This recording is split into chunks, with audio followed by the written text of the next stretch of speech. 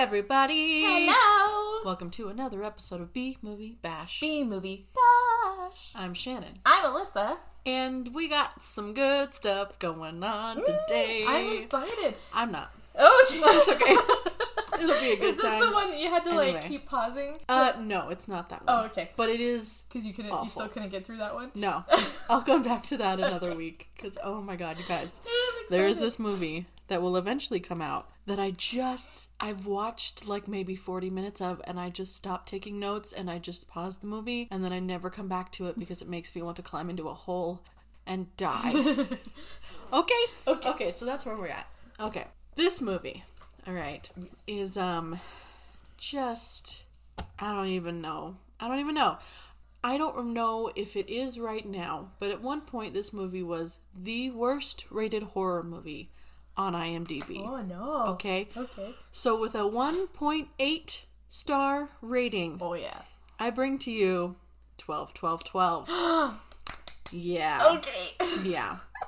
So this movie, I don't even want to give you the tagline because it gives everything away. Okay. But basically it's about a demon that comes out through a child and is the one, and then the next, like the Omen kind of thing? Kinda, okay. yeah. All right. Mm-hmm. Yeah. Okay. Kinda. So Satan's spawn. yes. This came out in December of 2012, which I'm good on you for getting that timeline done. I wonder how awful would it have been if they were 4 months before they were shit, let's write a movie. I think that's what they did though. Oh yeah. I was gonna say with the amount of stuff they just crammed in here, I don't think their timeline was very long because they did the same thing with what was they had a movie 11/11/11 or something like that. Yeah, I think there's been so many of these. Yeah. Okay.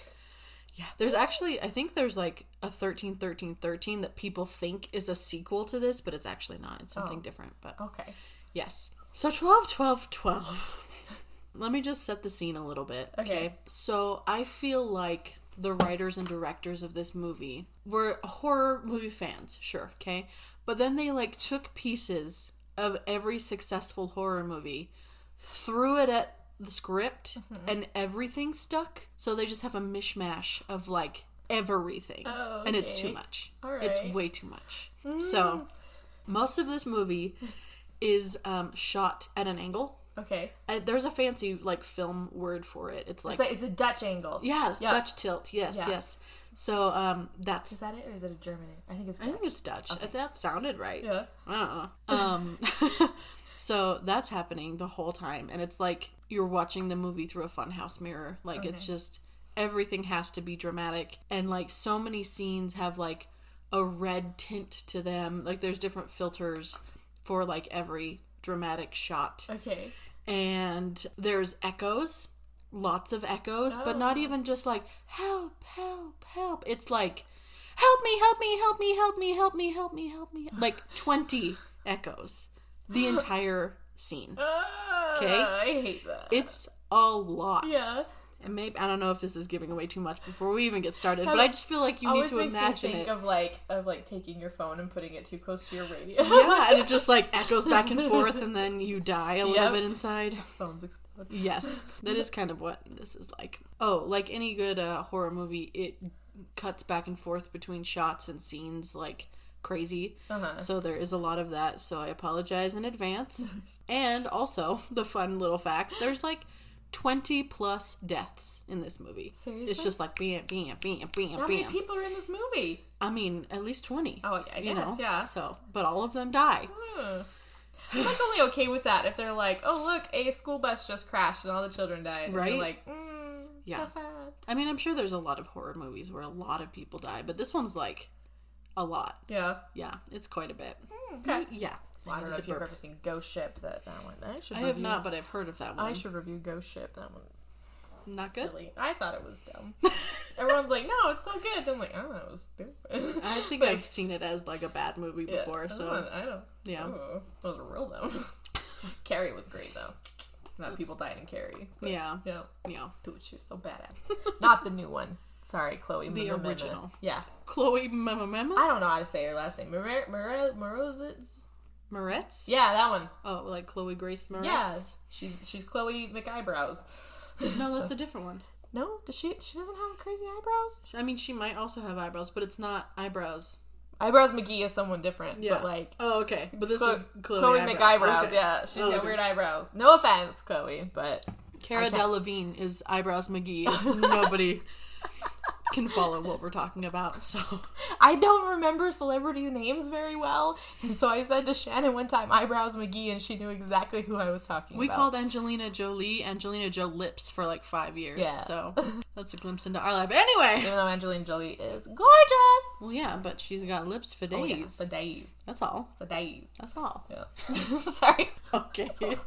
We are derailing. Yes, all right. okay. So, this movie starts off looking like a 90s awful, like, made-for-TV horror movie. Okay. So, it's just like I said, it's like every horror movie thing combined. So there's like hellfire and Bible pages flipping and creepy angelic statues, but there's a red filter, so they're creepy and they're evil.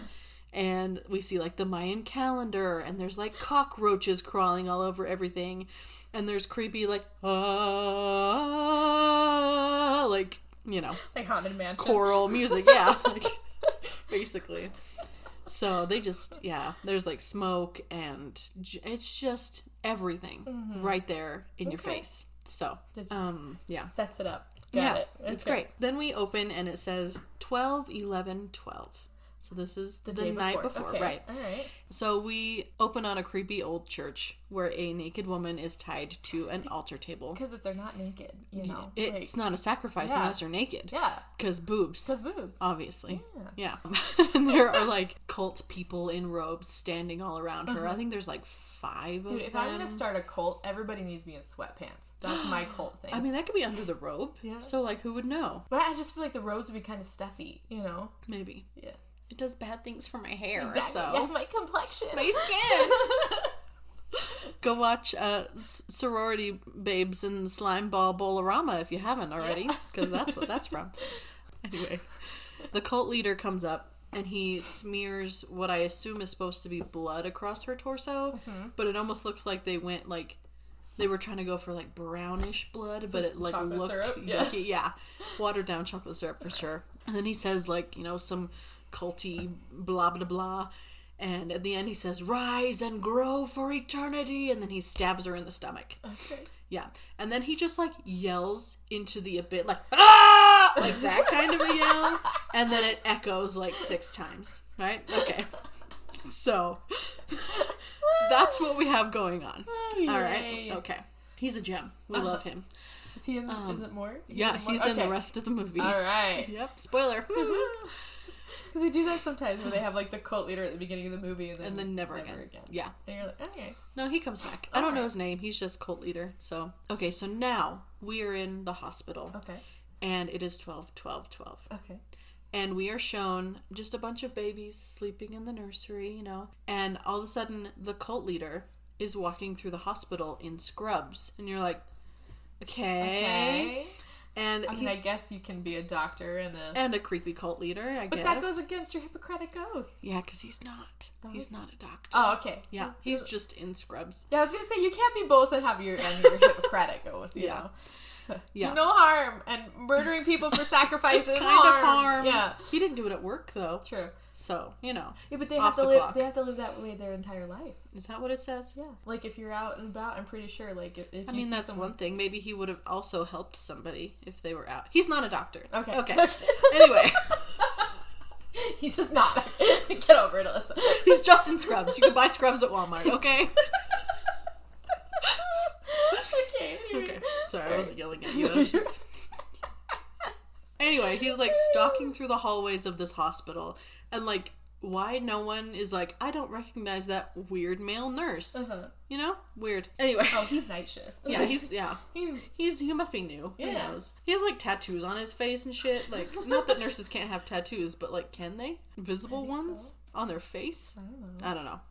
Anyway, times are changing. Okay. Well, this was in 2012. So yeah. Times were different. So he's stalking through the halls, and it shows him going to the nursery, and he like looks through all of the babies, but he can't find, you know, the one that he's apparently looking for. Just suddenly thinking of him like a filing cabinet. Just rifling through. He just kind of like is like turning them over and like looking at their faces and like pulling down the blankets and stuff. It's real weird. I feel like as a baby I'd be like, the fuck, man? Get off of me. Were they crying? Were they upset? I don't remember. Oh, okay. I blocked out so much of this movie, I don't know. So then we see a woman who is in a like birthing unit, giving birth, and she is like screaming in pain, okay? Her name is Veronica. We're just gonna get that out of the way. And her husband's name is Carlos. And Carlos is there trying to comfort her and, help her through this and whatever. And Veronica is like, I need more drugs. Like, I cannot handle this. And so the doctor tells them to increase the epidural, which, fine. But they come in with a syringe and stab it into her back. Okay. Not like give her medication through the tube that should already be there. Because it's like an IV situation. Okay. So that's not how that works. Is that how they did it, like, in the 80s? Maybe. This isn't supposed to be the 80s, so I don't know. But, like, I don't know if it was, like, additional medication that they were also injecting into her spinal cord. Yeah, that sounds like, weird. I don't know. And I've never had a kid. You had a kid, but, like, I didn't have a kid. Yeah, I'm pretty sure that's not... No. Yeah. No. Editing, Shannon here. Hello, everybody. Just wanted to pop in to say that I did a very small amount of research, which I should have done in the first place, and found out that you can actually get an epidural injection versus, like, a catheter. So, that is the thing, I guess. Now we know. Back to the episode. So she just keeps screaming and crying, and the doctor is talking about like giving her something even, higher dose or whatever for the pain. And he's like, she's not even dilated to a 4. Like, we can't do much here, you know? And that's when you C-section, right? Like, sorry. Well, yeah, we'll get to that point. Okay. But as he's talking, and he says that she's only dilated to a 4, which isn't, that big, but it's decently big. It shows what I think is supposed to be her vagina. But it looks like it's made of clay, and it's just, there's like no hair, which is fine. But there's also no like anatomy. Except for like an opening. So and a hand, a little baby hand reaches out of this opening. All right, so you're like, oh, that's what I'm looking at. Okay. Listen, right. I watched that birth movie back in high school. Okay, I know what all of that looks like. Well, and you have one, so yes, I would hope but you know what it looks like.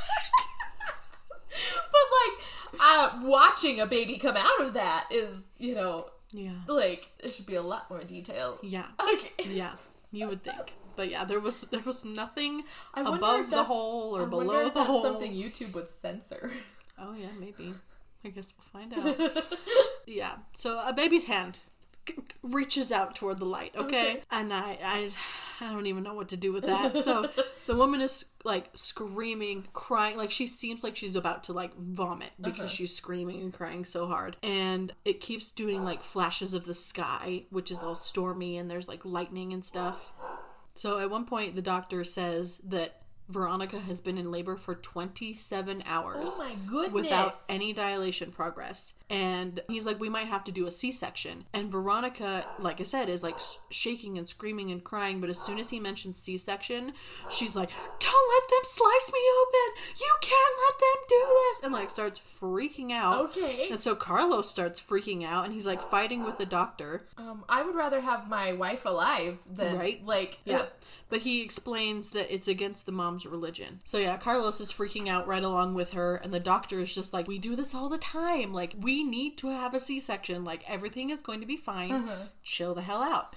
Well, yeah, and you'd think if they'd be okay with an epidural, they'd be okay with a C-section. Right? But... I don't know. So we now go back to the cult man who is walking around the hospital, and he's like looking into random rooms at this point. And we see another mom who is post-labor, and she is like cuddling with her baby in her hospital bed, and she's alone in there.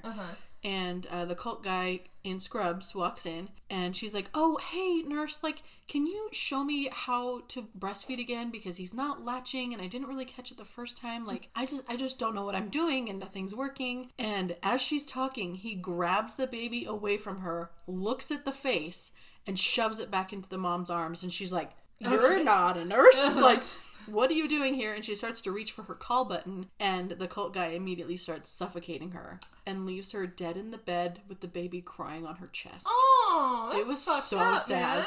Yeah. not a new mom, but like a fairly recent mom, I was like, oh, I don't like that. No, it was very sad.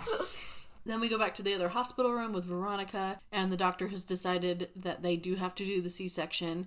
And what's funny is that they're doing it in the labor and delivery room, not in an operating room. Okay. Which I don't think they do. No. Like, it would have to be a very serious emergency. Yeah, and I mean, 27 hours is a long time, but like, they say that some people are in labor for like... Days. Yeah, so like... Yeah. It's not like the baby's not getting oxygen. Like, they don't say anything like that. Yeah. They're just like, we need to move this along. Yeah. So I was like, okay. Maybe they're just tired of her screaming. Right? They're like, my God, woman. Fine, we'll just get it out of you. Gosh. Yeah. But Carlos gets upset again, and he tries to stop the doctor, like, as he's about to cut into Veronica, just right there. Like, no shield, no, no nothing.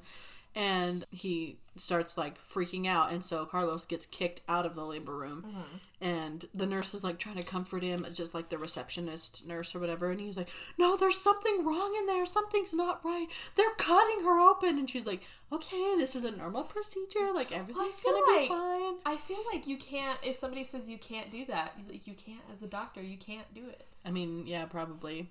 But also, at what point do you just, like, I don't know, can you just, like, do your job? I don't know. Or let the mom die? I don't know. Yeah, I don't know.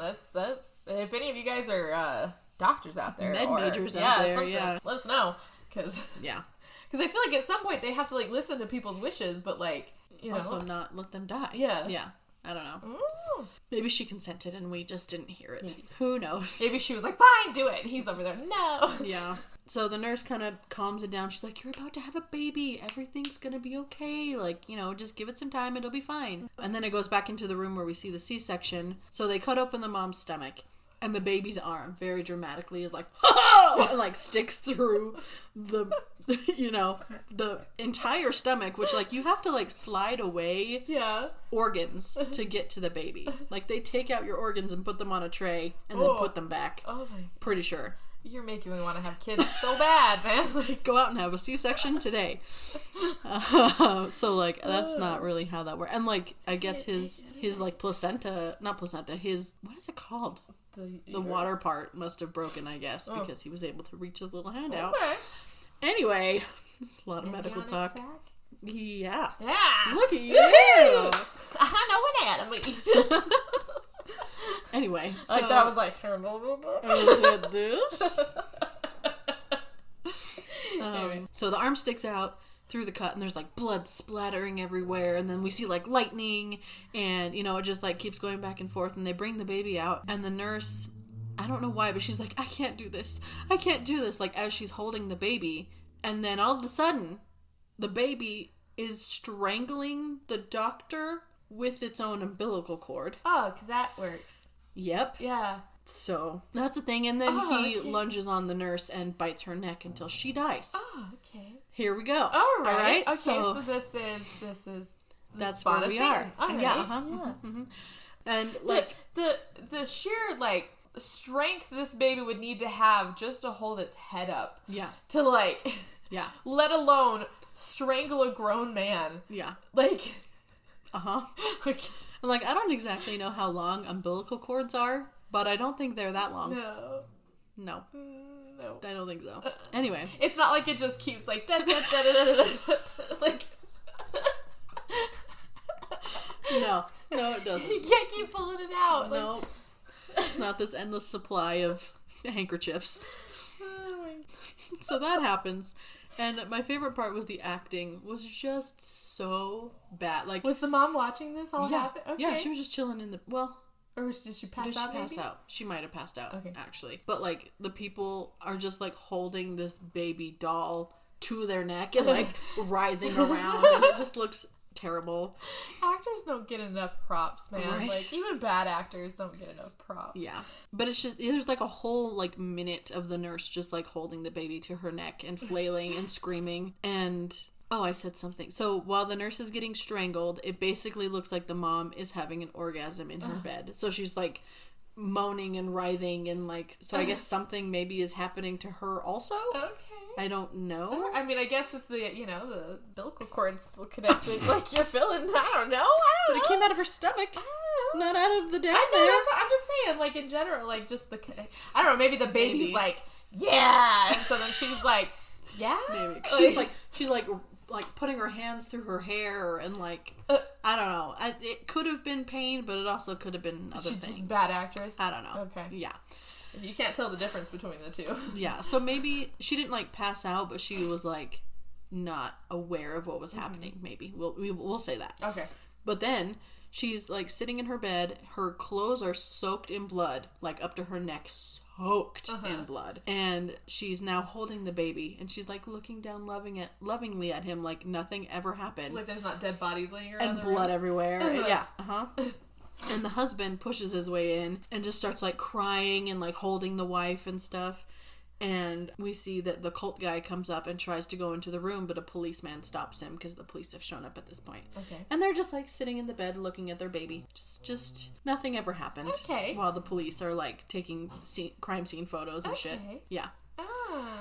I would be like, okay, husband, why did you kill all these people? Like, right? You know, I would not assume the wife did it because, I mean, the wife she's was in the hospital bed. Yeah. She just gave birth. Like, I'm pretty sure that's pretty difficult to, you know, murder people after that. After being sliced open. Yeah. Weird. Also, like, if they're dead, that means that they haven't, like, restitched her back up yet. She's just there. She's just... That is a very good point. Yeah. Yes. Fuck, man. Yeah. Be like, oh, yeah, maybe we should, like, stitch up her stomach, I guess. Weird. Yeah. So, the next scene is 12/18/12. So, it's been 6 days. Okay. Which is a long time to be in a hospital. Yeah. By the way. I don't normally, aren't they like, okay, 2 days later, bye-bye, get out, we need the bed. Yeah. Like... Unless you have something, like, wrong with you or the baby, like, you're out of there. So, no, I'm pretty sure they were leaving the hospital. So, the couple drives up to their house. And it makes a point of showing, like, there's a dead rat on the ground. So you're like, oh, ooh. Evil, I guess. Yeah. And, like, Carlos gets out and sees it, and he's like, oh, that's disgusting. And as they're walking into the house, they're just, like, chatting, and he's like, have you called that detective? Because he called us, like, 20 times, and you need to call him back. And she's like, no, I haven't done that yet. And they're, like, acting like nothing ever happened, basically. I guess 6 days later, you can recover from a lot of stuff. And C-section, and, like... Yeah. And then the night goes on, and they go up to their room, and Carlos makes a point of saying that, like, his server is down, and he can't do the work he was going to do or something, but he says, oh, the fucking server. And she's like, don't use that kind of language in front of the baby. The baby that doesn't The 6-day-old baby. Yeah, I was like, okay, lady. I mean, I guess if she's like, no, we need to be in a habit of not swearing around the child, that's different, but, like... But then my favorite thing is he leans over and goes, fuck. Like... All right. To his baby? Yes. Oh my gosh. Yes. Okay. Yeah. And I was like, all right. And then Veronica starts to breastfeed the baby, but he bites her. Oh. With the teeth that he has, I guess. And she starts to bleed. And so Carlos... Oh, and they also do like a very close-up shot of her boob. Because, you know, that's what we need to see. Yeah. And so Carlos gets up and he gets her a Band-Aid and he puts it on her nipple himself. Which I thought was weird. That's a little weird. Yeah. I don't know if, like, her hands were full with the baby, maybe. I would have been like, here, take the baby. I need to patch myself up. And then after that, the dad gets up and goes into the bathroom and he finds, like, a bunch of dead flies on the counter. And he's like, what the hell? Okay. And so he wipes them up and he tries to flush them down the toilet, but more flies come up from inside the toilet. Yeah, so that was a nasty moment. After that, we see that the cult man is sneaking through the yard and into their house. Okay. Where he was those last 6 days, I don't really know. Swipe or no swiping. Right? Swipe or no swipe. Like, I don't know why he didn't, like, did he get banned from the hospital? Maybe. Like, he couldn't get back in? I don't know. Maybe there was too many detectives around. I guess. So at that point, Carlos goes outside for a break in the backyard with a beer, and Veronica puts the baby down and decides to go out there also. Okay. And the baby's upstairs alone without a baby monitor, and they're down in the backyard. So good parents. Yeah. Great. I mean, I know you need a break and everything, but, like... Take the monitor with you. Yeah, something. Yeah. Like... Yeah. Unless you think you can hear that baby crying from where you're at, but, like... I mean, yeah, maybe, but still. Yeah, so they're just, like, standing outside for a second, and then we see a shot of the baby sleeping inside. And then the couple, like, acts startled, like they heard a noise or saw something, but, like, we don't. Okay. So I don't know what it was. Scene missing? Yeah, maybe. And they start to freak out about the baby, and like the husband tells the wife to go run inside, and he starts looking around the yard, and he turns around and sees that the cult guy is also in the house, and the mom runs up and gets the baby, and the baby's name is Sebastian. Okay. So we know that now. Sebastian. Yeah. I feel like that's how they say it. Yes. So she gets the baby as the dad is like looking around the house for the intruder, and he's like calling out to him, like, get out of my house, blah, blah, blah. But he can't find anybody. Okay. And so the mom says that she called the police. And then, like, immediately we see lights and hear a siren. And the dad goes, someone's here! Like, it's the cops. Yeah. With the lights and the sirens. Okay.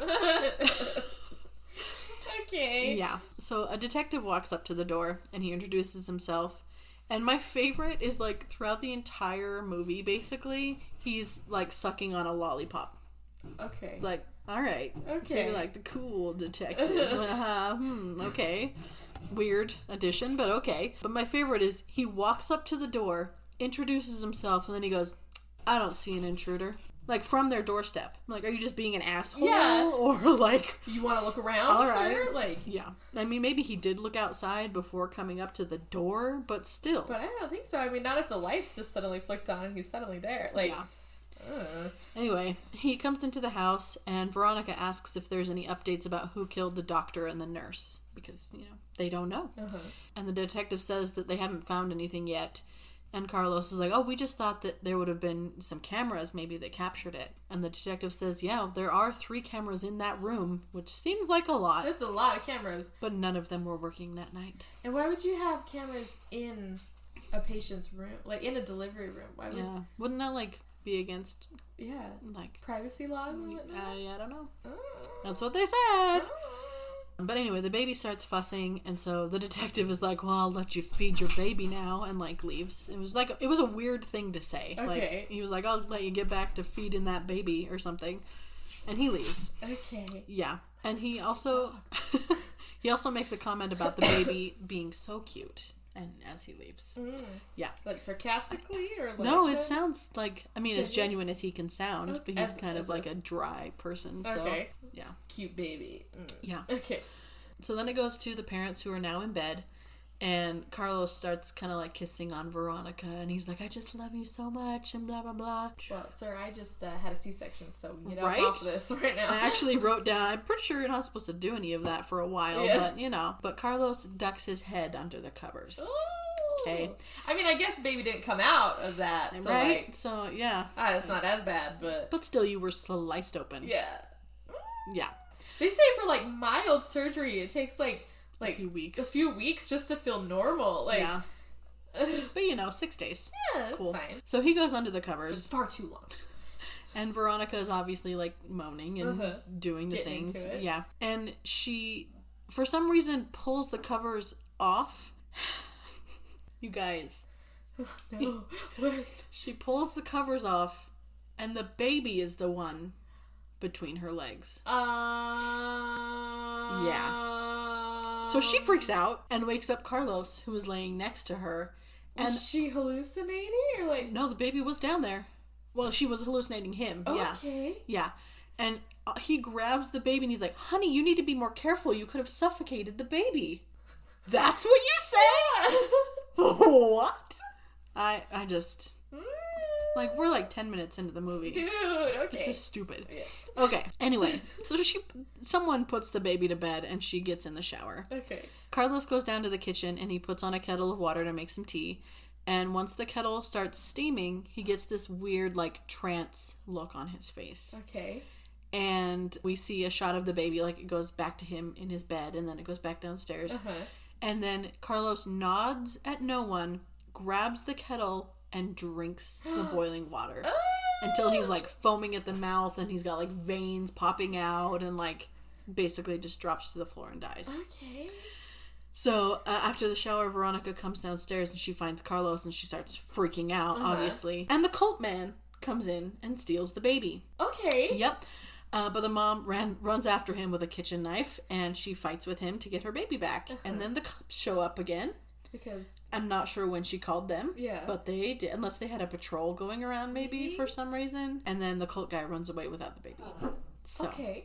All right. Yep. So next. Okay. they're like standing outside the house and there's like police and stuff, and because Dad's dead, obviously. And the detective introduces a caseworker and tells Veronica that they are taking her baby into custody and that she'll have to see the judge if she wants to get custody back. Why?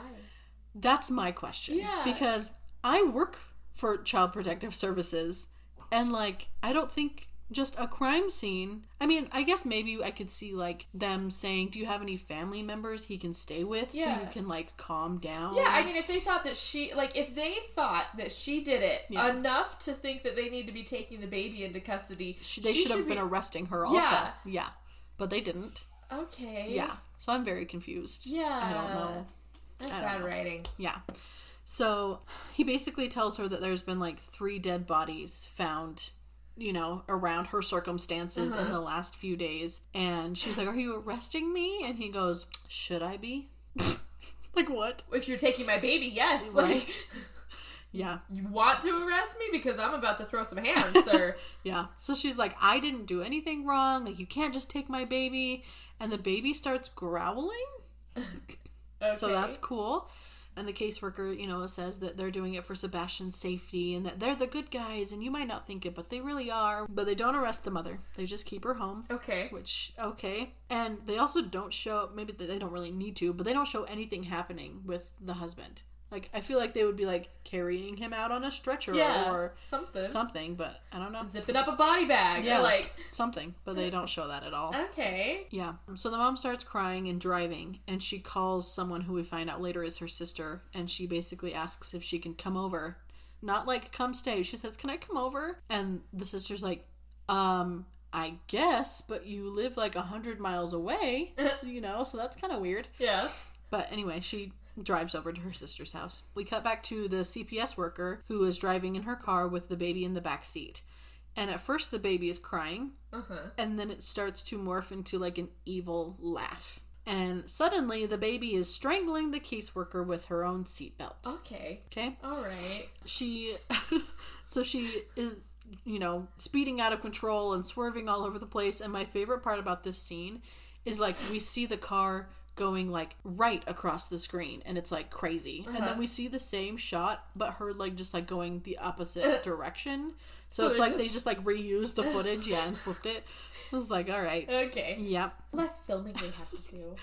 She tries to cut the seatbelt with a pocket knife that she has on her, but that doesn't work, and I think the car ends up crashing and she dies. I would have hit the brakes. You would think. No one does that when they're getting strangled. No. So, yeah. But just go. Just gas it and go. Okay. Yeah, I'm like, because, you know, you are still the one in control of the vehicle, and it would be a lot easier to, you know, subdue your attacker if the vehicle wasn't in motion.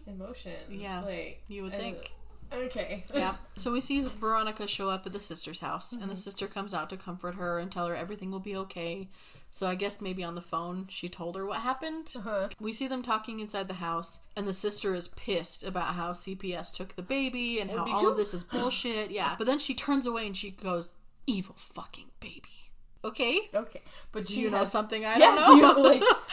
Yeah. Do you just not like children? Like, is that what it was weird. I was like, all right. And Veronica's like, what did you say? And she was like, oh, nothing. I didn't, nothing. So, yeah, it was weird. It cuts back to the CPS car, but it's daytime now. So it must be the next morning. And the police find the caseworker dead and the baby is still in the car. Okay. The detective shows up and they take the baby. And then... That's a strong-willed baby. Right? 6 days old to, like, not only strangle someone, survive a car accident... But then survive how many hours all by yourself? Like, truly spawn a demon. Yeah. Truly an evil fucking baby. Evil fucking baby. It goes back to the sister's house, and we see the sister, like, laying in bed, just staring, and, like, her hair's a mess, like she hasn't slept at all that night. And then she, like, goes downstairs, and Veronica tells her that the police called, and she gave them her sister's address so they could find her. And all of a sudden, the detective shows up. And the sister goes outside and starts yelling at the detective through his car window, which is rolled up. And she's like, are you the fucker who took my sister's baby? Huh? Are you? Like, screaming. She's like, I'm talking to you. And he rolls down the window and he goes, would you do me a favor? Shut the fuck up. Yay. I know. That was pretty funny. So he gets out of the car and he pulls Sebastian out. And Veronica runs up and grabs him and stuff. And the sister, right? The sister looks at the baby's face and goes, "What the hell is wrong with him?" Okay. Oh, that's nice. I mean, I don't think babies are cute when they're like brand new little potato beings that just came out of you. They all look like aliens. Yeah, but they're all a little squished up. But if it was your nephew, you wouldn't say that. Yeah, no, even if they looked fucked up. No. Yeah. So what the hell is wrong with him? She then pulls back and tells the detective that she has a bad history with CPS and like she shouldn't have overreacted and whatever. And the detective... The sister has bad history with CPS? Okay. Yeah. So the detective says that the judge granted the sister custody, I think. If you have bad problems with CPS, nobody's giving you a baby. No. Nobody's giving you a baby. Yeah, it doesn't really make sense. No. But I don't think they gave the mom custody back. I'm not exactly sure. Okay. Anyway, the baby stays with them. With them. Okay. Yeah. Yes. So the two go back inside and the sister pours a couple glasses of wine. They literally only had that scene in there so they could kill someone else, huh? Yeah. Okay. Probably. Okay. Yeah. Well, and tie in the sister's story, I think. Okay. So they pour glasses of wine and the sister starts drinking. I never got her name. Sorry about that. And she says at least one of us got our kid back. So you're like, oh, this is a thing. Okay. All right. But they like toast to better days and blah, blah, blah. And Sebastian lets out this disgusting fart. And so the mom puts him up on the kitchen island and just starts changing him right there. Okay. Which is great. But like, I don't think she had anything with her. She just started driving. Yeah. So, I don't know. Maybe she had like a go bag in her car. Maybe. Maybe. I don't know. The sister offers to help, but Veronica's like, it's fine. I've got it under control. The sister goes, fine, change your own damn kid. And like walks away. Okay. Why are you so bitter? About what? I don't know. Like it kind of, I don't know if this is like giving away anything, but the baby kind of reminded me of like a Horcrux, where like whoever is around it is like awful. That would make a lot of sense. But I don't know if that's actually a thing or not. Yeah. So yeah, the sister walks off, and then we see a shot of the cult man sneaking around her house. Okay. So he found her, or followed her, or can sense the baby, or something. Why? I feel like he's some Disney villain that's like, foiled again. Right? Like, yeah. Doofenshmirtz over here.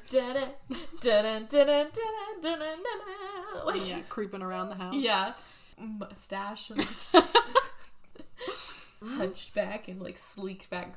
Who is that? That's a villain in something. He's got like a big nose. Yes. Yeah. Good job. So that's exactly what I'm picturing. Yep. Just him like sneaking around the house, being like, spoiled again from the baby. But then, so I just imagine this cartoon bad guy and all these other people like dying for real, and he's like, oh no. Yeah. So the next morning, the sisters are downstairs in the kitchen, and the sister's like pouring some coffee, and Veronica drops her mug, which breaks, and she cuts her hand just from holding it. Like, she didn't like pick up glass or anything, but her hand is cut. Oh, right. It's cut now. And anyway, they like, try to bandage it up, whatever, and the sister's like, I know how hard it is to lose somebody, and like, I'm here if you need anything. And then she offers to give her some Ambien to get rid of the pain from, I'm guessing, her hand, but also her emotions. And I'm like, isn't Ambien a sleeping pill? Yeah. So you just want to like knock her ass out so she doesn't think of anything? I don't know. I was kind of like, what? Okay. Yeah. Oh, in my notes I said she wants to give her some Ambien to get rid of the pain, and then I said, no wonder she couldn't keep her kid. Yeah. She's like drugging up herself. And then Veronica sees something outside and immediately gets freaked out about the baby and goes to look for him. She wanders outside because I guess he's not inside. Okay. And he's a 7-day-old baby. What I don't know. So she wanders outside and she sees a baby on the ground, so she goes over to it, but it's just a baby doll. And could have fooled me. Right. And then she gets a phone call, and when she looks at the screen, the phone number is just 12, 12, 12 over and over again. And at this point, you can kind of tell that the drugs are kicking in because it's like dreamy and she's like stumbling all over the place. Okay. And she answers the phone, and there's this weird male voice, and he's like, is Sebastian there? And she's like, stop calling. Like, what do you know? What? And he says, shut up, you fucking bitch. I'm going to cut your baby's head off. Oh. Okay. What? Okay, so I don't know if that's like part of her dream or like drug-induced whatever. I don't know. Okay. Yeah, so she runs inside and she checks on the baby who is laying in the crib now. Okay. And then she sits on the couch and her sister comes and tries to comfort her.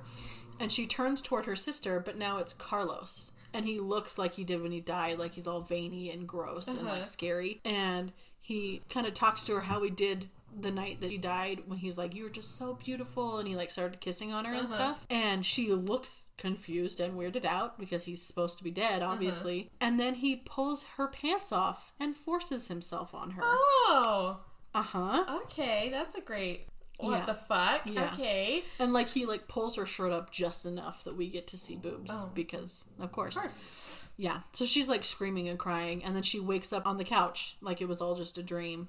And she goes over to her baby. What kind of a nightmare are you having that you're dreaming about your dead husband coming back to... Yeah. You should not be taking Ambien, lady. No, like, never again. No. After wine. Yeah. No. So we see the cult man creeping through the yard again, and he's like trying to get in the doors, and is like banging on them and telling them to open the door and whatnot. And he's like, I'm going to take the baby. It's not your baby. And so like, he's just dropped all subtlety now. Yeah, he does not give a shit. All right. Yeah. It's been 7 days since I've been hunting you down. Give me the damn baby. Give me the baby. But the mom is freaking out and telling him to leave. And she starts to call the detective. And she's like, he's at the door again. He's here. And then all of a sudden there's like a very light knocking at the door. And she like yells, go away or something. And it's a delivery guy. And he's like, I just have a package. I'm sorry. And she like opens this little like, it's not a peephole per se, but it's like one of those little doors that opens. And so she opens the door, and it's such a weird setup. So like if we are the delivery man, we can see through the cracked door. And there's like a little bench where you would like sit and put your shoes on, right? And the baby is sitting on the bench, like propped up facing the door. Okay. And like as she's signing for this thing or whatever, he goes, whoa, is that your baby? But then he just takes the pad back and leaves. I was like, all right. Okay. Yeah, but she goes back to Sebastian and she's like, I'll never let anyone hurt you, blah, blah, blah. And she just kind of walks away. And then we see the delivery driver who walks away from the house and gets a call from a friend. And this is probably my favorite part of the whole movie. Because he just goes off to his friend about how ugly this baby was. And he was like, this was like a cross between herpes and hemorrhoids. And like, that's the ugliest baby. If I saw that baby, I'd punt it down the trash chute. And like all of this awful stuff. And he walks back to his mail truck. And his friend is talking to him about some party that they're supposed to go to tonight. But as he's talking, the delivery driver gets a weird look on his face, and he pulls out his box cutter and slices his own throat. Oh. Yeah. Okay. Don't diss on babies, man. Right. Like, I diss on babies all the time. I did not. Yeah. So you're going to get cat one of these days by yourself. Yeah. So we see the sisters sitting on the couch inside. And Veronica tells her sister that the same guy was back at the house. And she's like, you called the police, right? You called the detective. You called everybody. And she's like, yeah, of course I did. And so the detective shows up. And he starts going through these mug shots with the mom to see if she can identify the guy. And they identify the guy. And he is like, oh, yeah, this is one of those doomsdayers who's obsessed with like 12, 12, 12 and the end of the world and the Mayan calendar and all that stuff. Okay. And he must be obsessed with her baby because he was born on 12/12/12. So he says he's going to leave some patrol cars. And he's like, he just turns to the sister and he's like, get a fucking alarm for your house. Yeah. Okay. All right. Sure. I mean, yes, obviously, but it was just kind of funny. So after the detective leaves, the sister gets upset. And she's like, why is all of this happening? Like, I don't really know what's going on, blah, blah, blah. And she's like, I'm starting to get really freaked out. And Veronica says, she's like, I'll just leave. Like, you don't need to be involved in this. And her sister is like, no, you can stay. And then that psycho killer can come for you here. Like, she just keeps, like, slipping in. Like, she's like, no, it's fine, but you... like... Okay, so I see why CPS to your kids. Like, everything's fine, but you're going to kill us all. Yeah. Like, okay. So Veronica is like, I didn't ask for any of this. And the sister goes, well, maybe it's payback. Maybe it's because you weren't there for me when I lost my daughter. Okay. This isn't about you. Yeah. Like, what? No. I don't know. It was weird. Okay. I feel like her storyline was pointless. Yeah. Like, I don't know. She just was there to be hostile. Yeah, pretty much. Okay. So later that night, we see the sister sitting in her daughter's old room, and it's still, like, set up and decorated like it was when she was there. And Veronica goes in, and her sister is just, like, talking about how crazy all of this is, and she gets super upset and throws her wine glass against the wall. And Veronica goes to walk out of the room because she's like startled and thinks her sister's pissed at her, right? And the sister stops her and is like apologizing, and she's like, oh, this is just hard for me, I want my daughter back, like all of this stuff. And then it cuts to a cop car that has been stationed outside to watch the house, and he pulls up and radios that, you know, nothing's going on right now. And it just seemed weird, like directionally to me. He immediately gets a personal call, and he's like, oh yeah, hey, ha ha ha, oh, I'll have to call you back, because he sees something.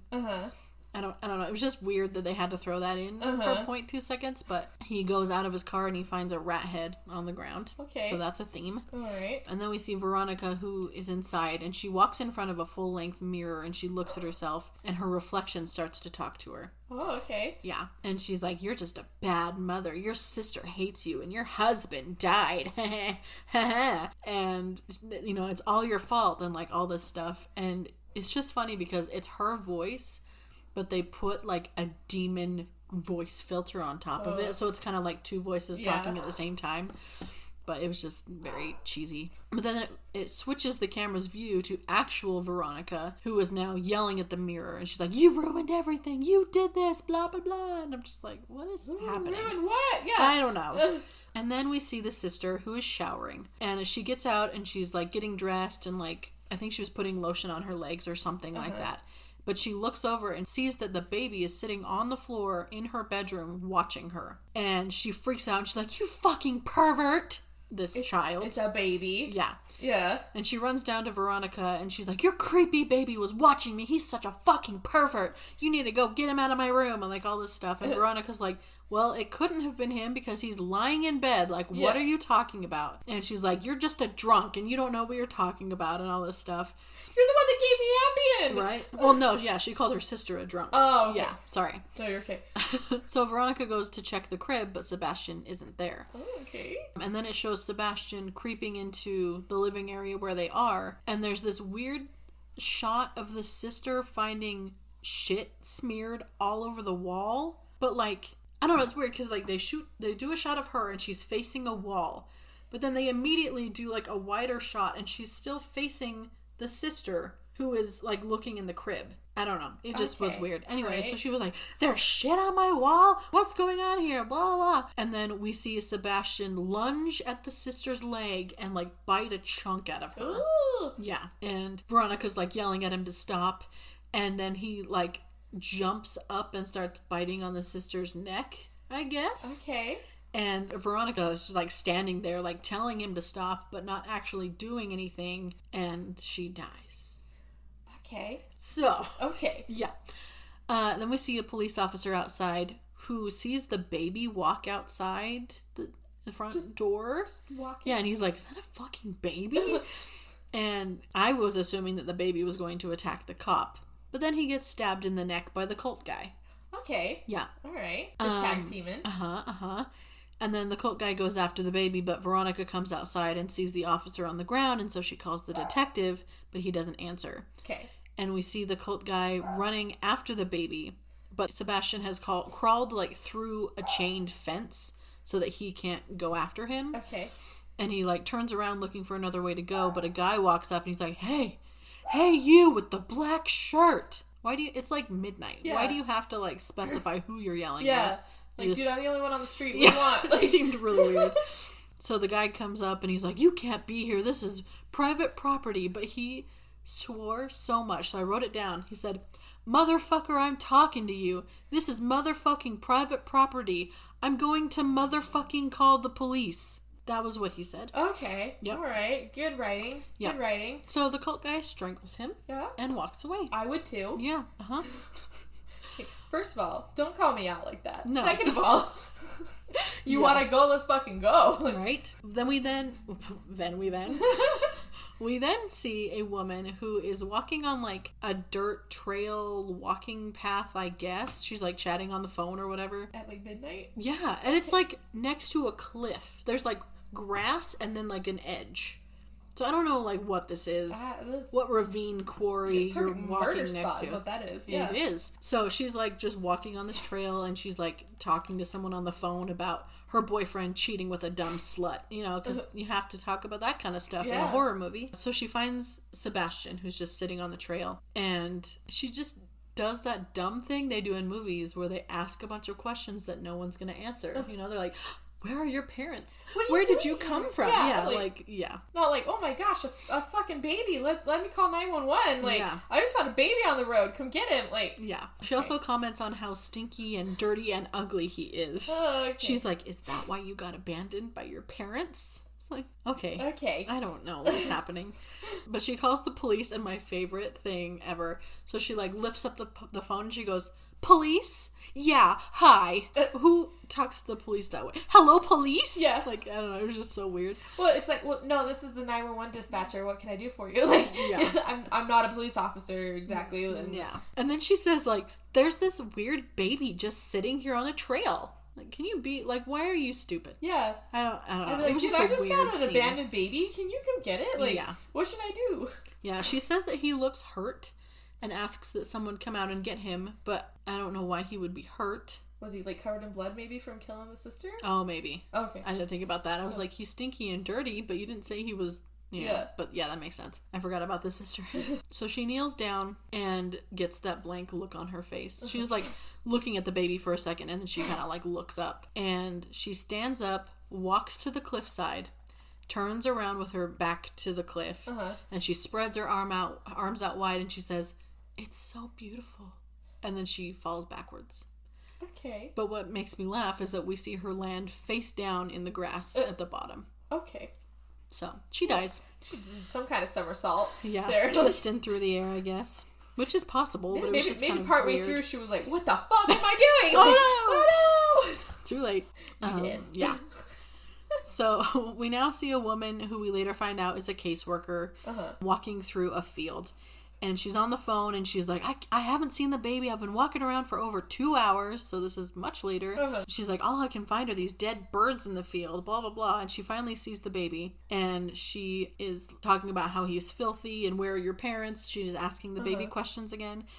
And I just want to point out that she is a black woman. She just talks normal. Has no accent whatsoever. Okay, just gonna put that out there. Okay. Oh, she also says, you have a face like I've never seen before. Is that why they abandoned you? Why is everybody talking about this fucking baby? I don't know. She picks up the baby and then starts feeding it a bottle. But like, I'm like, you've been walking around for 2.5 hours with a bottle? Yeah. Whether that's formula or milk, like that doesn't sound good. No. That's yucky. Yeah. But okay. Okay. Yeah, she picks up the baby and she's like, I see this kind of stuff all the time and I'm here to help and blah, blah, blah. I see apparently ugly fucking babies on the side of the road all the time. Yeah. With dead birds covered everywhere. in blood and shit. Yeah. No big deal. All the time. Yeah. This is their bread and butter. And then she takes the baby to her own home, which makes no sense. Yeah, no, a hospital. Either hospital or if she is a caseworker, there are shelter, crisis, emergency, either homes or daycares that are specifically for that. Yeah. Like there's emergency foster care for a reason. Yeah. So, if you're not there or at a hospital, that's weird. Yeah. But she takes them back to her home and she walks into the living room where her sister is sitting and she now has a full-blown Jamaican accent. Okay. I don't know why. And it's not even just like coming out and she didn't get her English accent or her, American accent down. It's like, look at, I found this baby. Like, I can't do one. But it was just out of nowhere. Yes. Okay. Like talking to her sister, now she has an accent. Maybe it's like when you get around certain people, you totally talk completely different. Maybe that's what it is for her.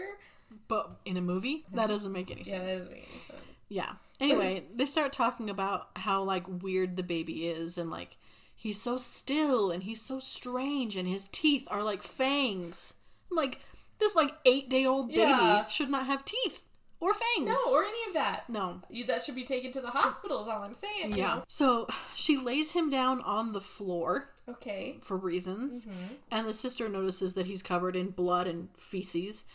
And the caseworker asks her sister to run a bath for him. So the caseworker bends back down and picks him up. And he hisses at her and bites her. Okay. And so she like pulls back And the sister hears that and comes out, and she's like, did he make that sound? And the caseworker's like a fucking snake. Mm-hmm. Okay. And the sister's like, you should have left him where you found him. And like, they just keep going back and forth. And the caseworker goes to pick him up again to move him into another room, and he bites her again, but it's like way worse this time. Yeah. And the caseworker starts telling the sister to call for help, and all of, they're both freaking out a little bit, and then they're both overcome by this voodoo magic, whatever. Yeah. And the caseworker walks into the bathroom and starts filling up the sink. And then we see the sister walk outside with Sebastian, and she sets him down on the ground and says, I am blessed to have been part of this. And she walks back inside, disconnects the gas line, and then we see the caseworker who has put her face into the sink and is drowning herself. Okay. And then the sister walks into the kitchen, and this shot made me laugh because it's like from behind her. So she's standing in front of the microwave in the kitchen, and we can kind of see the microwave, but she picks up a fork, and like, it's very like, this is a fork, and she like turns and looks at it so that we can see that because we're behind her. Yeah. It was just very like weird. I'm like, why couldn't you film her from the side if you want it to be that deliberate? But anyway, she puts the fork in the microwave, and as the microwave is counting down, we see a clip of the caseworker like falling to the ground, and then the sister says, to the house of the Lord, may wisdom be transformed into right action, so we may do what must be done. And as the microwave hits 0, the fork sparks and the house explodes. I feel like the fork would have started sparking immediately. Yeah. I mean, she said it for like 12 seconds, which I felt was a strange amount of time. Yeah. But yeah, I would have thought so too. Oh, well, 12. Yeah. But still, I feel like it's more of an immediate reaction. Yeah. I don't know. I've never done it, so I don't know. Well, I did put a fork in the microwave once when I was younger by accident, because you're just mixing stuff up and you throw it back in there, and like, it sparked immediately. Like, yeah, that's what I'm saying. Like, maybe it wasn't enough to blow up the house. Dramatic. Until it hit 0, you know? Yep. I just love that they're like, what lord do they talk about? Are they talking about Satan? Is that what they mean? I don't know. Because, I would guess it's a dark lord. Yeah. Because later they talk about, yeah, we'll get there. Okay. But I think so. Because I feel like you need to differentiate, you know? Yeah. So we see the cult man now, who is walking with like determination. Like, this man has a purpose, okay? And it's just like multiple angles of him like walking across a parking lot. And there's very like loud, echoey steps that don't match up with his footsteps, which made me laugh. Okay. And then we see Veronica, who is yelling for Sebastian, and her voice is doing the echo thing, where it's like 20 echoes, and it's awful. Okay. Dutch angles, multiple echoes. What is this movie? Yes. And she's like holding her head and seems like very stressed and like disoriented and whatnot. Is this supposed to be set in 2012? I think so. Because all I can see is like 80s, like sepia tone. Because that's when he was born. It was 12/12/12. Yeah. Okay. It's just bad. Okay. It's just low budget. All right. Yeah. So it's so weird because the cult guy is walking past like parked cars and what looks like storage unit garages, and the mom is also walking past those. So it makes it seem like the cult guy is following the mom, but they never like show them in the same shot. They never. It's just like him walking and then her walking and then him walking, and I'm like, I don't know. If I wasn't paying attention to the background, I would just think you're like going back and forth between scenes, and I don't know. It was weird. That's weird. So it goes back to the cult guy who's walking, and it's a very weird shot. We see him like look up and to the left, and then we get a shot of a street sign and an electrical post, but it's like looking up dramatically at them. Okay. And the street sign says Cumpston Street. Okay. But I don't know what the significance of that was. My only thought is that maybe that's like a vision that he gets that we get to see, but they don't explain that. Okay. And then he just takes off running. Okay. And then we see him creeping around a wall at the corner of a street, and a very fast clip of the baby like walking down the street, and it's got like a little cap on and it's pajamas and stuff. But, like, I had to go back and watch it a few times because I didn't realize I was looking at the baby because it's, like, dark and it was so fast. So the cult guy comes up behind the baby and throws a bag over its head to, like, kidnap it, I guess. Okay. But, like, if this is a demon baby, shouldn't it just, like, you can just, like, pick it up and it'll go with you? You're like, oh, my lord. Yeah. Not kidnap it? I don't know. Maybe he was worried that the baby would be like, why are you kidnapping me? I'm gonna kill you. Just like bite him before he knows. It's like just pure evil in general. It doesn't care who worships it or not. Like, maybe. Yeah, it was just kind of weird. But the best transition of this whole film was when he put the bag down. It was like a black bag. It transitioned to a black screen and it said 12/21/12. Okay. So that's where we are now. Getting close to Christmas. I know. So it's now daytime, and there is very echoey, weird music playing, along with a very loud, like, clock ticking. Okay. And it was obnoxious. But we see Veronica, like, running down the street, still looking for Sebastian, and it keeps cutting to quick clips of everybody who has died so far. And we hear, like, faint, echoey screams, depending on, like, the scene that they show and whatever. So Veronica's, like, power walking down the street, right? And there's this homeless guy that's kind of off to the side, and he sees her. He starts, like, freaking out and mouthing something, but it's, like, there's no audio. It's just music. And she walks up to him, and he holds up the sign that he has, which is just, you know, like, God, help me and give me food and whatever. And he almost uses it as, like, a shield to keep distance between them. Okay. And he just keeps yelling, no, let him go. Let him go. And she's like, get out of my way. What are you doing? And so she kind of shoves him. And he falls back into his cart of, like, a shopping cart of stuff. And it makes a crunch sound. And he was an older guy. But so I don't know if he was, like, he broke his back. Yeah. Because, like, he didn't fall. He just, like, backed up into it. Okay. And then died. Yeah, and then, like, crumples to the floor and dies. Yes. Okay. Yeah. At first I thought maybe he got, like, impaled by something from the cart, but I did not see anything. Okay. So I don't know. Right. Oh, she just has super strength, man. I guess. But yeah, so he falls to the ground, and his sign flips over, and on the back it says, repent, the end is near. Okay. So Veronica walks away, and we now see her running down the street. And from around the corner walks a priest. And he is in, like, full garb, like, black robes. And he's holding a rosary, of course. And he's just, like, walking down the street. But as he gets closer to her, he, you know, freaks out a little bit. And he yells, Quetzalcoatl! Okay? And I did some research. Isn't and it that turns like a Mayan out god? It's a deity in Aztec culture. Oh, okay. Yep. That was close. And it's a serpent, like, bird god. So, you know, not everybody knows that. Oh, yeah, or maybe I just don't know that. I would be like, the fuck, dude? Like, I knew that, like, I've heard the word, but I could not tell you that. I just know dumb random shit. That's cool. I didn't do well in school, but I know random shit, man. That's cool. Yep. I'm good with that. But yeah, he, like, starts yelling stuff at her, and she tries to, like, push past him, but he grabs both of her arms, and he's, like, shouting, no, Beelzebub, the Antichrist, like, all of this stuff. I need to help you. To do with anything, then? Like, what? Yeah. If you're throwing Beelzebub and shit like that in there, too, like, what the fuck? I don't know. Is this baby, like, possessed by multiple, like... I don't know. Okay. But, yeah, he's, like, saying he needs to save her, and he grabs his cross. No, it's like a creator of humans kind of god. Okay, then what is he other than that? I don't know. Okay. What the... Yeah. So he's, like, hounding this girl, Veronica. And we see a guy who was, like, walking across the street, like, jog over. And he's like, dude, you need to, like, chill out, man. Yeah. You know, and he, like, pushes him away. And the priest is, like, fighting with him. He's like, I need to save her, blah, blah, blah.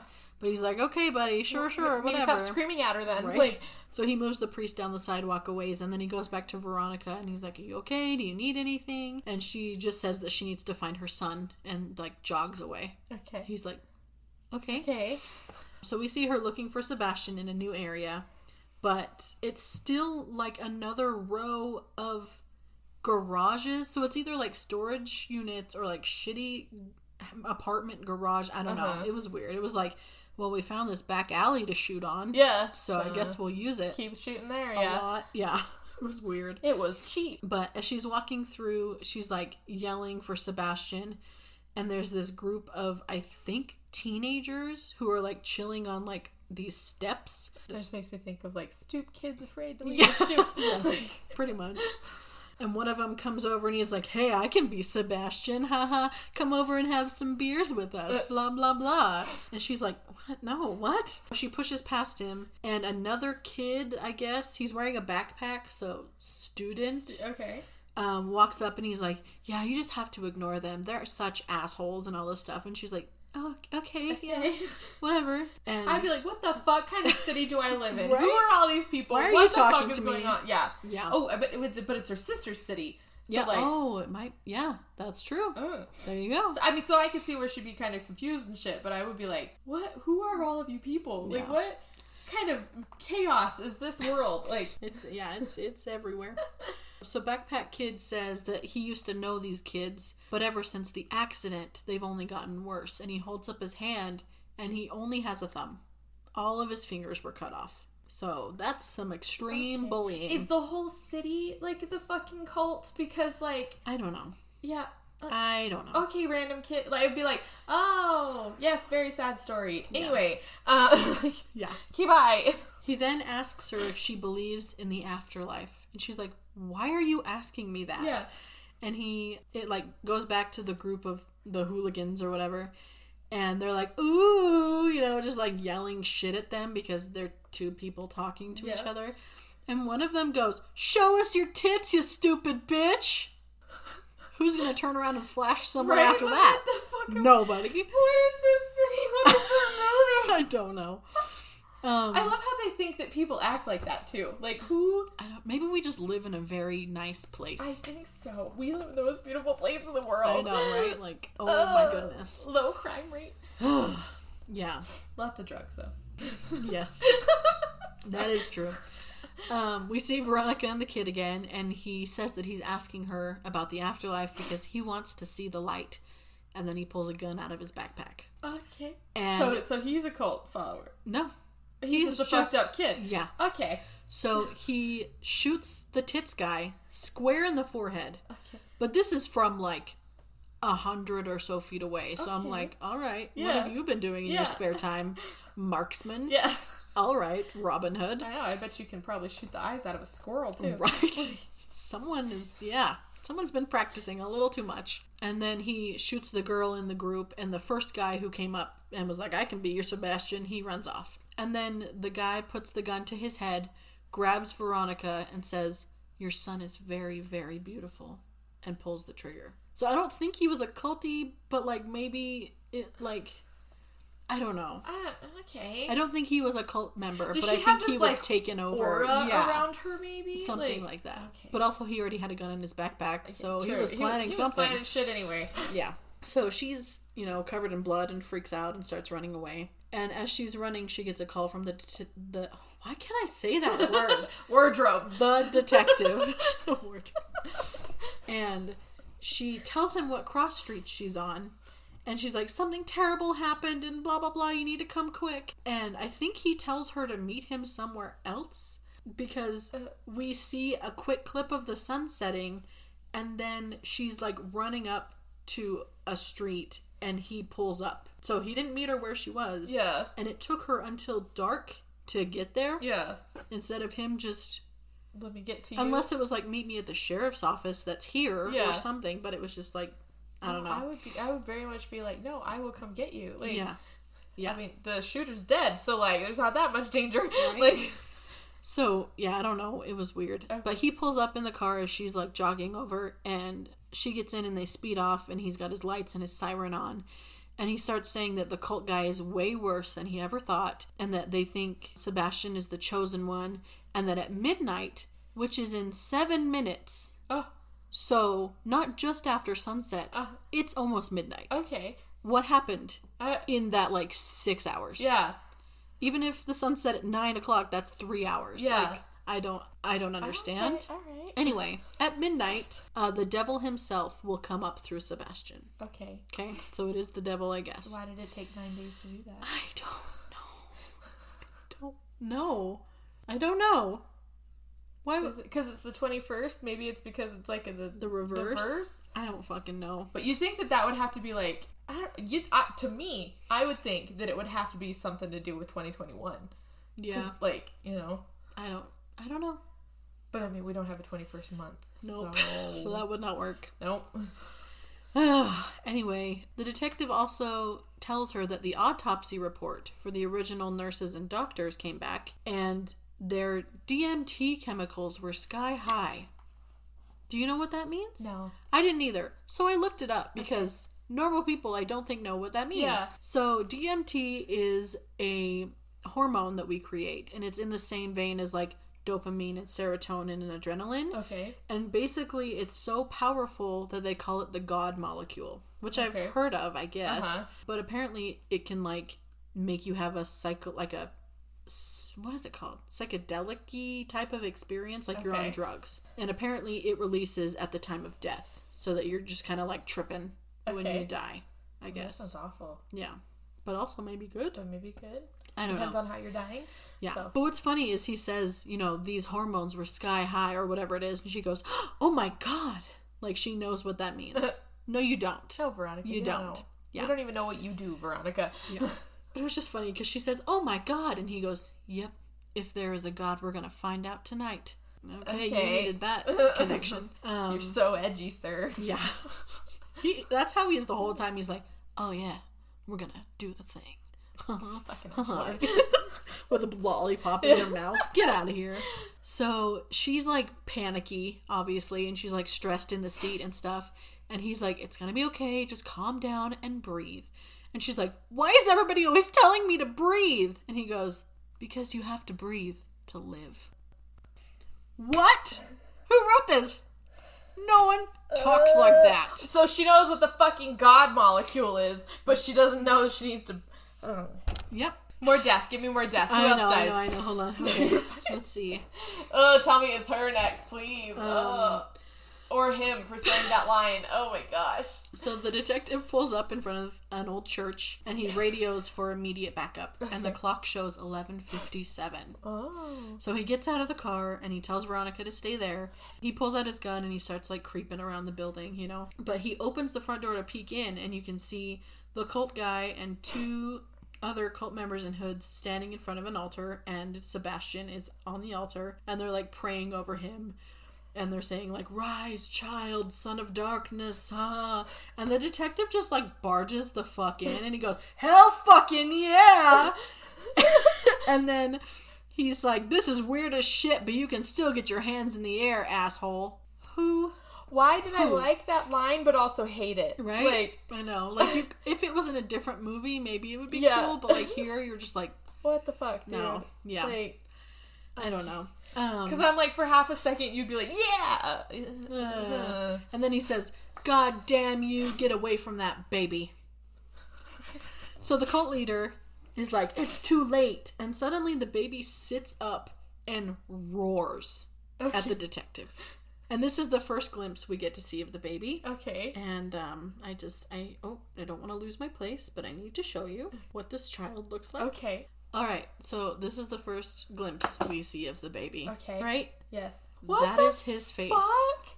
That is his face. And she the whole time was like, look at my beautiful baby. She loved that face. Oh my gosh. That literally is a face only a mother could love, but I still wouldn't. Literally looks like it's sculpted from clay. It looks like Voldemort with a nose. Yeah, of the pig nose. Yeah.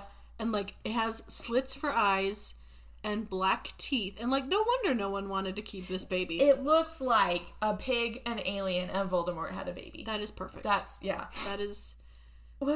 Yeah. Oh my god. Yep.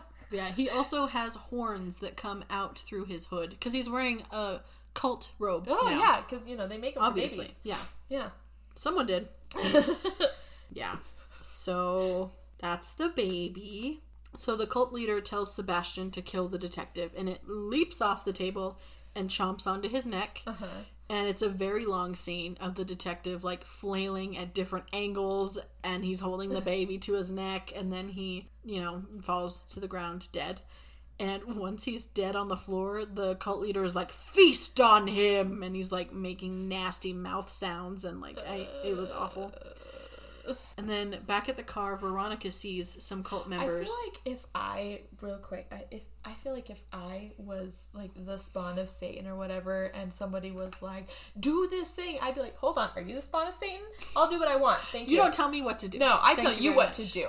Okay, or else I'll get my daddy. And like, I will come up through this bitch. We will have a problem. Yeah. That's true.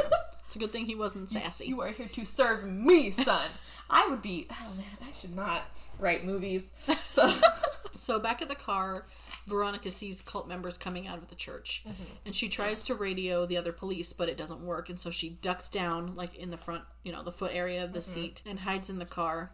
And the cult members walk over, and they just, like, walk around the car for a good minute. And she finds a gun, but it's like a rifle. Okay. Like a long gun that was in the car, I guess. Like in the cult members' car? In the detective's car. Okay. But, like, do they use those?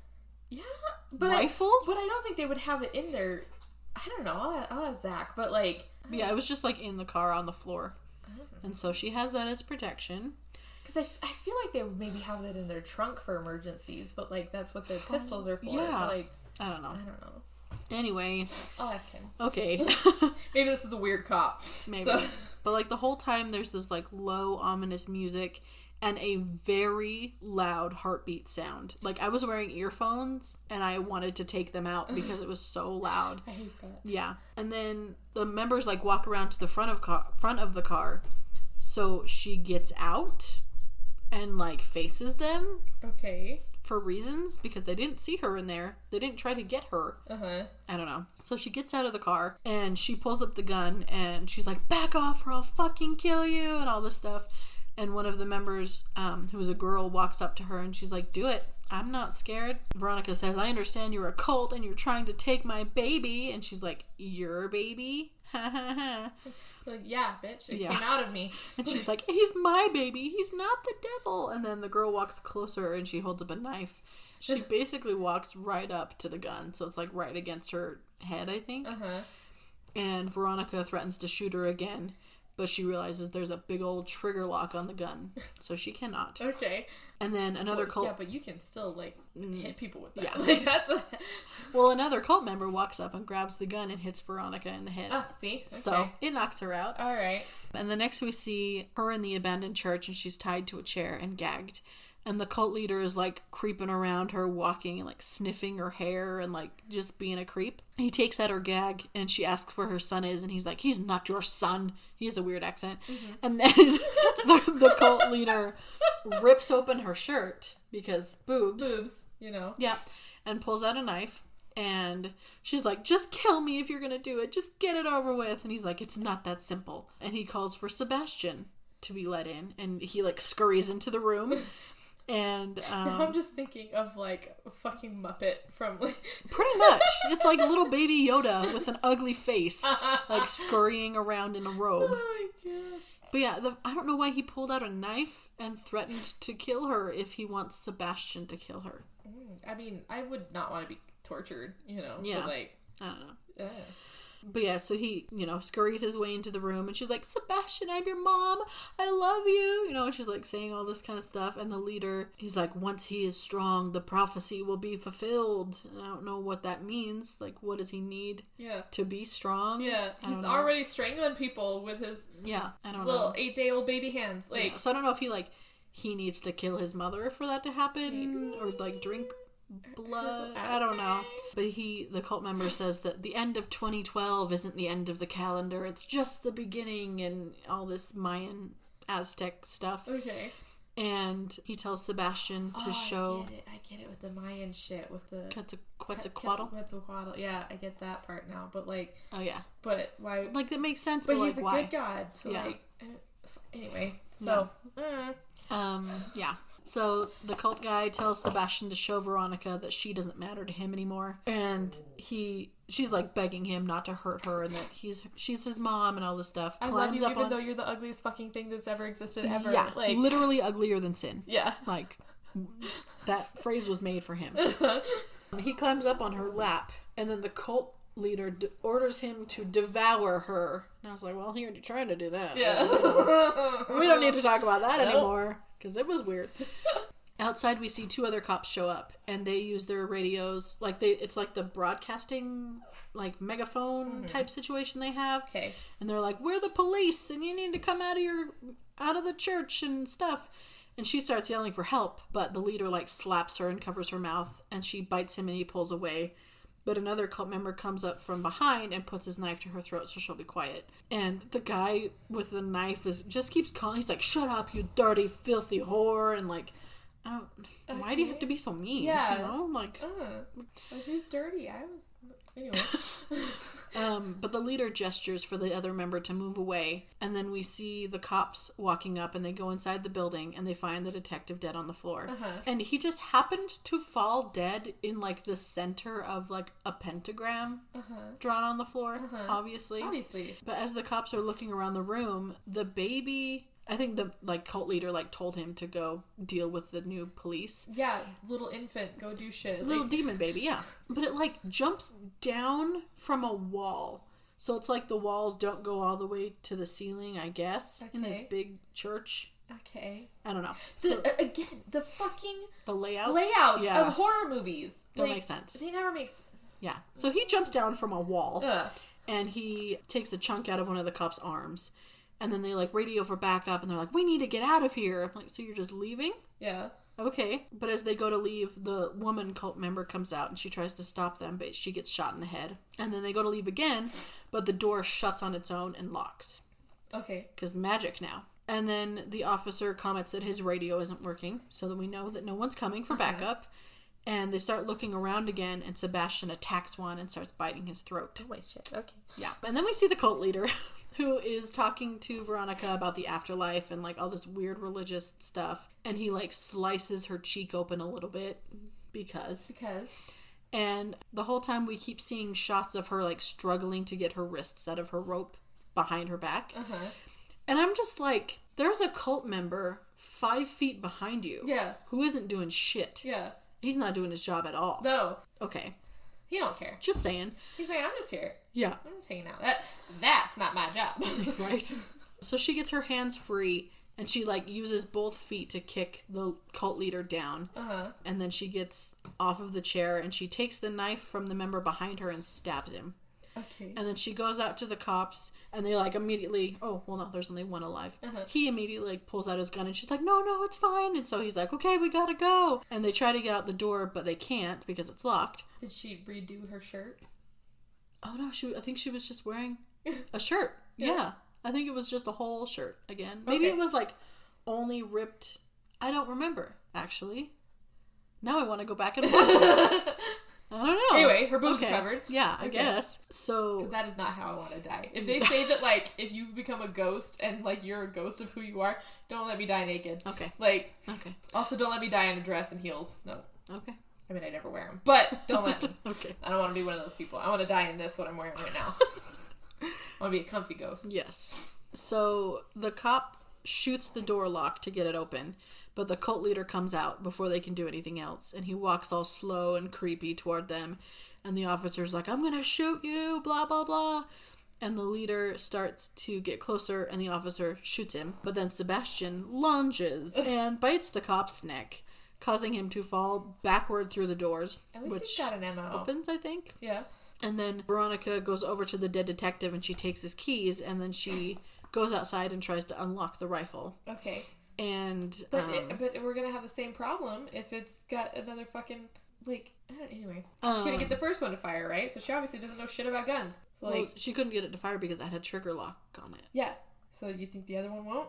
No, it's the same one. Oh, okay. Yeah, so she's opening the lock. It's not like a safety. Oh, okay. It's like a lock. Okay. Yeah. Okay. Sorry. No, you're okay. Yeah. I was like, because she doesn't know how to use a gun, like... Yeah, exactly. Sorry. No, you're good. Also, that just seems so impractical as a police officer. Mm-hmm. I mean, that would make sense if, like, you have, like, children in your home. But, like... But not at all. Yeah. Not if you're a cop that needs to use their rifle at any given moment. Okay. Anyway. Yeah. Sorry. No, you're okay. So she's trying to get the trigger off, and the cult members follow her outside, or the cult leader follows her outside, and she gets the lock off, and she shoots him. And the leader is, like, lying on the ground bleeding, and he orders Sebastian to kill her. And so she, like, has the gun, and she's like, please don't make me do this. Like, I cannot kill you. Don't kill me. You know, like, all this stuff. And she lays the gun down on the ground, and he attacks her and bites her neck. And then we see the same priest run up, you know, after midnight. Okay. Just chilling on the streets. Yeah, I bet he was chasing her down the whole time. Like, right? That's a dedicated priest, though. I know, like, right? That's a true son of He's God like, right no, there. There's something going on. Yeah. I'm going to follow her. So the priest comes up and he starts like praying and like yelling over her, and she's like screaming and groaning and all this stuff while she's being killed. And then after the prayer, after he stops talking, and Sebastian jumps on the priest and bites his neck too. Okay. So we see lightning and hear thunder, and then we get a lovely montage of all the people that have died throughout this movie. And it's just like flashes of all of their bodies lying on the ground. We remember. Yes, the exactly. Delivery guy talking shit on a baby. Like, it was like hemorrhoids, had some herpes. Yes, like it was very weird and exactly like that. Oh my gosh. Yeah, and then finally we see the mother at the end of the montage, who is lying on the ground covered in blood, and we hear a loud crash as her eyes snap open, and it ends. Is the crash supposed to be like lightning or just like... It was just like a dun, like a musical, I think, sound. I feel like that would have been more of a triumphant thingy. Like, I still lived even though my baby priest saved me or something. Something. Not that... Whenever I see something like that at the end where like the eyes open back wide, it's like... I feel like they do like erase the question or like they add a question mark to the end. Yeah. Like... Question mark? Yeah. So...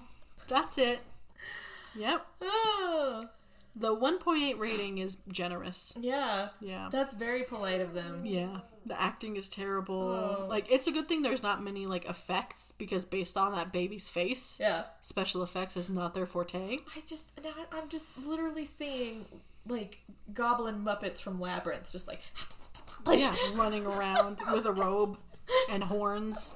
Because if you didn't know he was a demon before, now you do, because he has horns. Did he have horns as a baby before? No. Like, okay, so he grew them later. Okay. Yeah, because at midnight, the devil and stuff. Okay. So, Satan or something. I don't know. You guys, okay. Maybe I can, like, link a picture in the description or something, or just, like, look it up, because this baby. So bad. I get all the abandoned talk now, seeing that baby's face. Because we never see it. Were we just looking at, like, the back of its head the It was whole just, time, like, always in a blanket, yeah. Oh, okay. We never really got... And we saw, like, it would show, like, close-ups, like, of its, like, nose and mouth. Or, like, it sleeping, but you couldn't really see the face. So... Okay. Yeah. Okay. It was a real surprise when it sat up and roared at the detective. And we got to see its demonic little face. Carved out of clay in, like, 3 seconds. Yeah. You can find it on Tubi if you want, but, like, don't do it. It's not. It's the worst rated for a reason. But I wanted to share that with you. Yeah. So that's that. I originally found this video through a YouTuber that I watched called Glamingore, who did a special effects look of the baby. Oh my gosh. Because she wanted to watch the worst movie and review it too. So if any of you guys haven't seen that, go check it out. And if you have, you're cool. So that's amazing. Yeah, I've seen it like 3 times now, and I wish I could wash my eyeballs. That's amazing. It's so bad. Yeah. It's so bad. Storyline doesn't make sense. Nothing makes sense. I mean, maybe, I don't know. I just feel like they threw all these, like, extra people in there just to have them die. Yeah. They just wanted carnage. Yeah. To be like, this baby's fucking crazy. Yeah. Yeah. That's exactly. I just feel like the followers wouldn't be the ones dying, like ones being okay with him, like. Yeah.